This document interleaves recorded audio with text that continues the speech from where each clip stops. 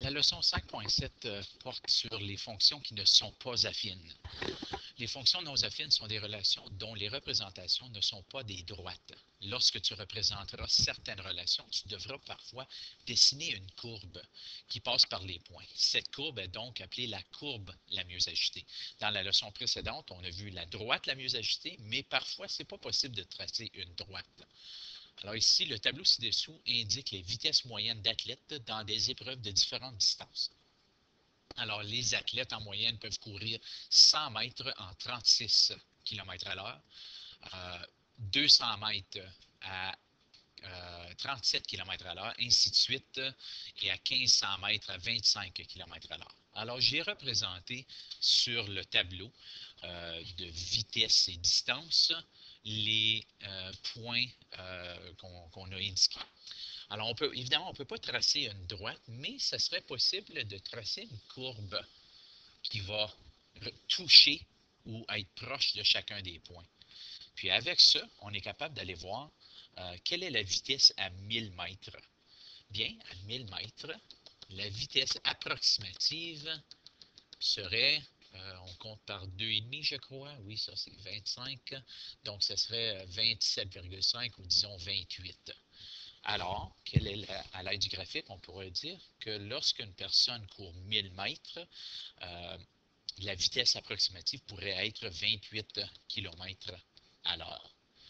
La même chose pour 2000 mètres.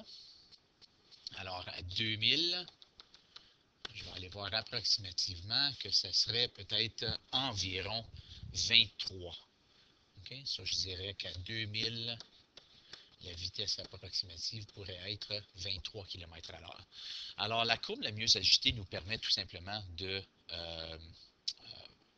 voir graphiquement à peu près quelle vitesse un coureur pourrait, oui, quelle vitesse ou quelle distance. Si je disais, OK, quelqu'un court à 30 km à l'heure, environ quelle distance court-il ou elle? On dirait environ 600 km, 600 mètres. Ici, j'ai quelques questions prises du TPM. On demande Kevin branche une chaufferette dans son garage et note la température toutes les heures. Il trouve que la relation n'est pas affine. Puis souvent, on va mettre les points importants en caractère gras.